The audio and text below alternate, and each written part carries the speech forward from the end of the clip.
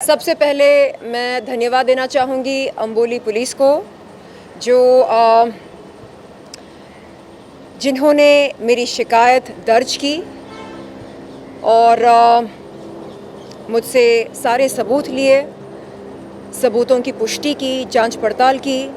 उसके बाद राखी सावंत और उनकी वकील फाल्गुनी ब्रह्मभट्ट के खिलाफ एफआईआर दर्ज की।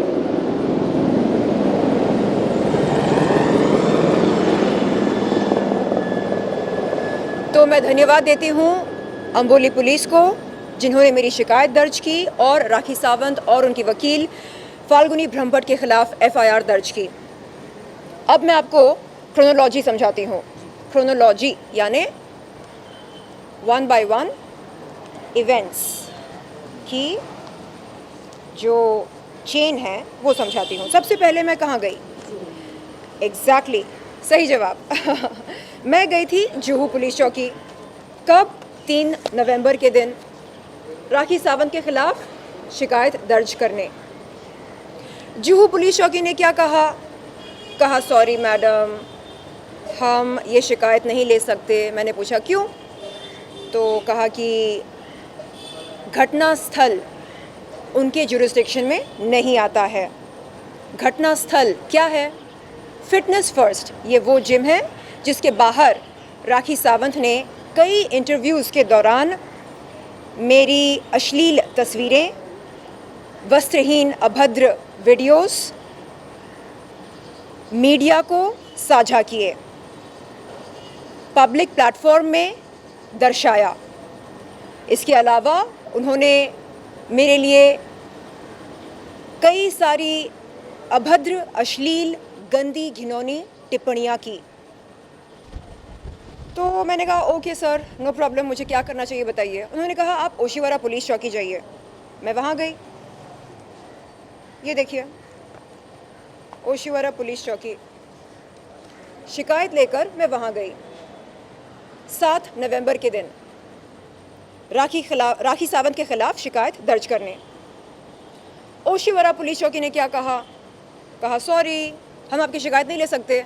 मैंने पूछा क्यों? कहा घटना स्थल हमारे जुरिस्डिक्शन में नहीं आता है।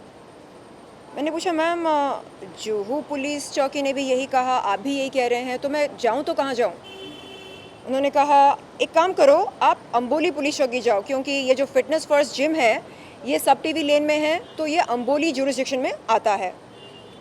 मैंने कहा मैम, ये जो अपराध है ये सोशल मीडिया पर वायरल हो गया है, प्रसारित हो चुका है, तो क्या फ़र्क पड़ता है जुरिस्डिक्शन कहाँ का है, जुरिस्डिक्शन बैठता है कि नहीं बैठता है, आप शिकायत दर्ज कीजिए ना मेरी।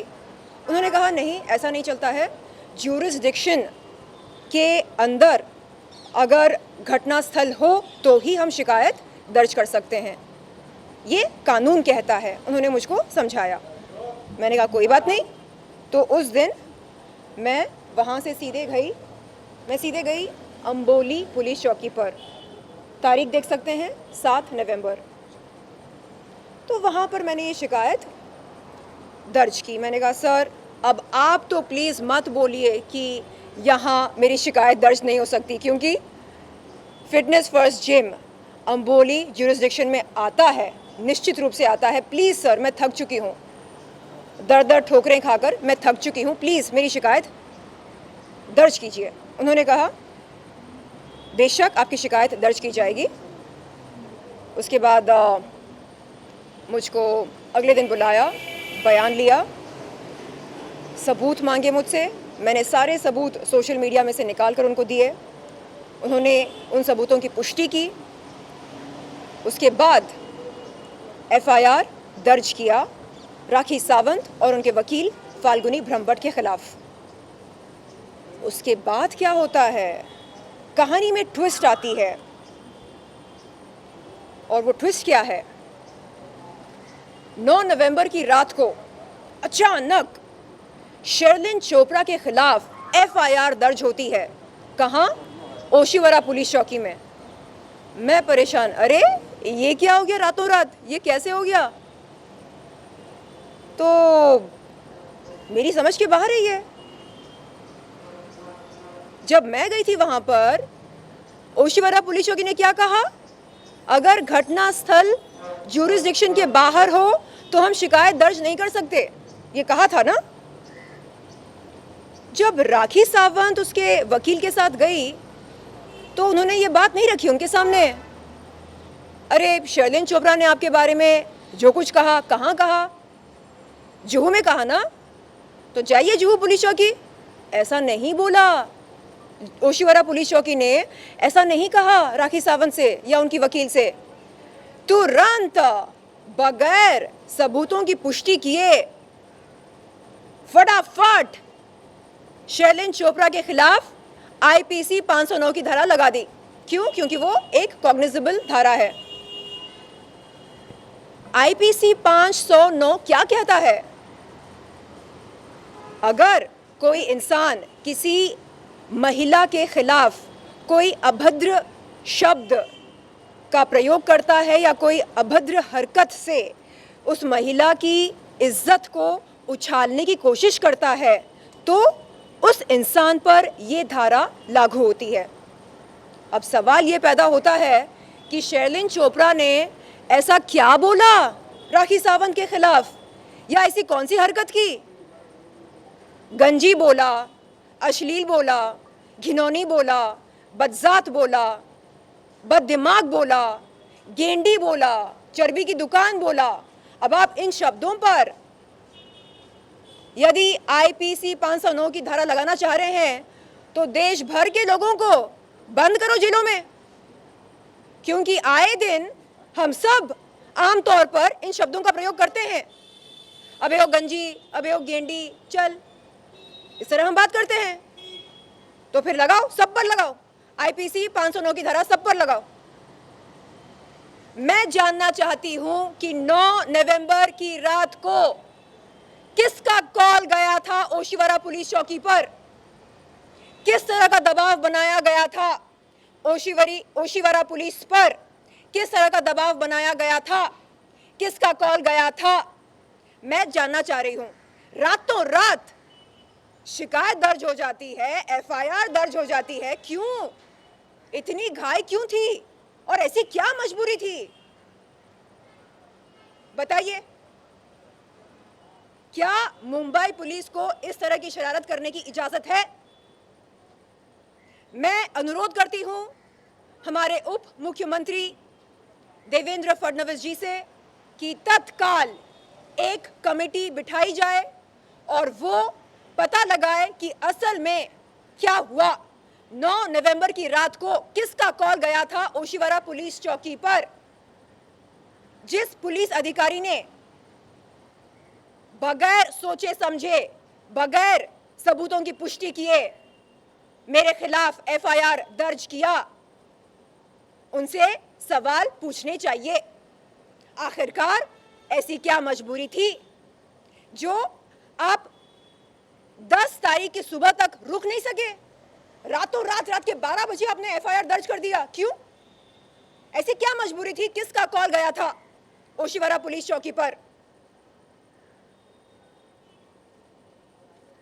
ये देखिए, अरे हम जाते हैं पुलिस चौकी पर, हमसे 1000 सवाल पूछे जाते हैं, जैसे अच्छा घटना स्थल कहाँ है, ये अपराध कहाँ घटी, सबूत है आपके पास, पेश कीजिए।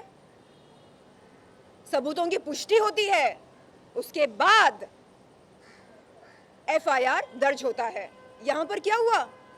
सबूतों की पुष्टि हुई, हो गई, रातों रात शिकायत दर्ज हो गई, एफआईआर दर्ज हो गया, इन्वेस्टिगेशन हो गया और धारा लग गई।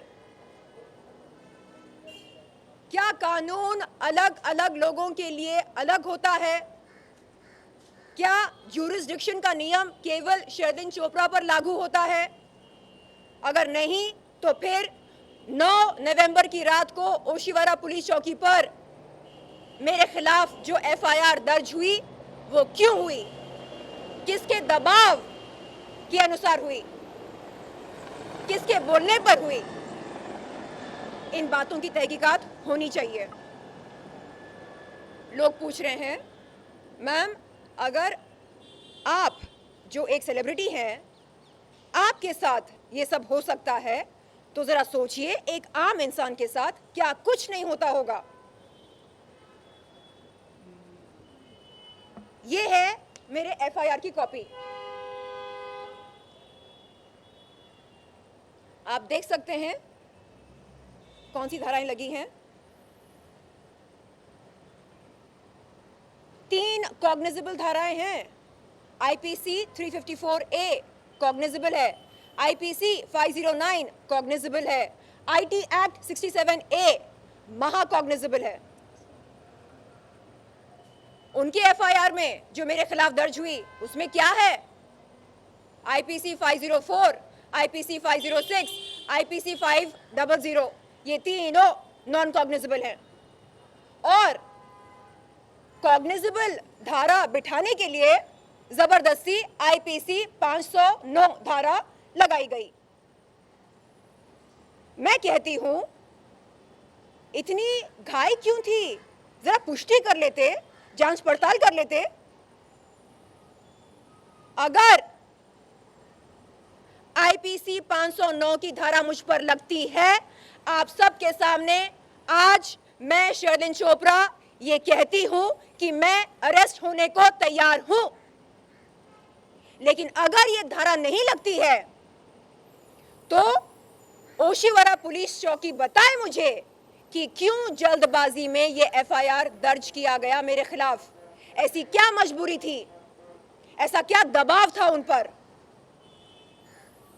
यहां इतने बड़े बड़े धाराएं हैं, आईटी एक्ट 67 जो महाकॉग्निजेबल है, हाँ, लेकिन फिर भी हम चुपचाप बैठे हैं। क्यों? क्योंकि हमें अंबोली पुलिस पर पूरा यकीन है, पूरा विश्वास है। अंबोली पुलिस ने कहा कि देखिए, हम जल्दबाजी नहीं करेंगे, कानून के दायरे में रहकर हम आपकी मदद करेंगे, आपको इंसाफ दिलाएंगे। लेकिन आप बोलोगे जल्दी जल्दी अरेस्ट करो, जल्दी जल्दी करो, ऐसे नहीं चलता है। एक प्रक्रिया होती है, उसका पालन करना पड़ता है।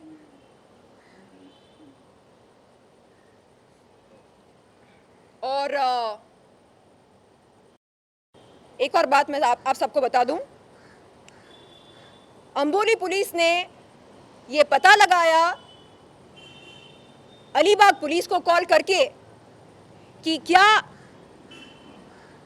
शर्लिन चोपड़ा, जैसे राखी सावंत कहती है मीडिया के सामने आकर, कभी किसी वैश्या व्यवसाय में रंगे हाथ पकड़ी गई, हाँ या ना? अलीबाग पुलिस ने इसका जवाब ना में दिया, कहा कि उनके पास ऐसी कोई एफआईआर नहीं है जिसमें शर्लिन चोपड़ा का नाम मौजूद हो बतौर आरोपी। इस बात से यह स्पष्ट होता है कि राखी सावंत दुनिया की नंबर 1 झूठी है। मीडिया के सामने आकर महिलाओं पर लांछन लगाती है, अरे ये तो वैश्या है, अरे ये तो वो है, अरे ये तो पकड़ी गई रंगे हाथ। अरे ओ पगली, जा। अलीबाग पुलिस खुद कह रही है कि उनके पास ऐसा कोई एफआईआर नहीं है जिसमें शर्लिन चोपड़ा का नाम मौजूद हो बतौर आरोपी। अब अगर ऐसी लड़की को मैं गंदी कहूं तो क्या मुझ पर आईपीसी 509 की धारा लगनी चाहिए? कमाल है, मजाक बनाकर रख दिया कानून को। अरे मीडिया को बुला बुला के मेरे वस्त्रहीन फोटोज वीडियोस दिखा रही है, हाँ? शर्म आनी चाहिए एक महिला को सरेआम जलील करते हुए। ये देखो ये देखो ये देखो ये देखो शर्लिन चोपड़ा की असलियत। मेरी असलियत क्या है ये दुनिया जानती है, तेरी असलियत क्या है ये दुनिया जान रही है, जानती है और जान रही है। एक अपॉर्चुनिस्ट है ये। जब जब कोई महिला यौन शोषण के खिलाफ आवाज उठाती है, उसकी लड़ाई में जबरदस्ती आ जाती है बीच में। क्यों? पब्लिसिटी बटोरने के लिए। अरे जाकर अपनी लड़ाई लड़ना। अंबोली पुलिस जो एक्शन ले रही है उसके बारे में क्या कहना चाहेंगे? जी, अंबोली पुलिस ने मुझको ये आश्वासन दिया कि बहुत जल्द मुझको न्याय मिलेगा, इंसाफ मिलेगा। उन्होंने कहा कि राखी सावंत और उनकी वकील फाल्गुनी ब्रह्मभट्ट को समन्स नोटिस इशू कर दी गई है। मैम जो एफआईआर राखी जी ने दर्ज कराई है उसके खिलाफ आपने कोई लीगल एक्शन लिया है ओशीवारा पुलिस स्टेशन पर? जो एफआईआर राखी सावंत और उनकी वकील फाल्गुनी ब्रह्मभट्ट ने 9 नवंबर की रात को ओशीवारा पुलिस चौकी पर दर्ज कराई, वो एकदम बेबुनियाद है, गलत है, झूठा है। और इसलिए मैं उप मुख्यमंत्री देवेंद्र फडणवीस सर से ये गुजारिश करती हूँ कि जल्द से जल्द एक कमेटी बैठाई जाए जो ये पता लगाए कि कैसे वो एफआईआर दर्ज हुआ। रातों रात किसका कॉल गया था ओशीवारा पुलिस चौकी पर, क्या दबाव था ओशीवारा पुलिस पर, क्या मजबूरी थी उनकी। जी धन्यवाद।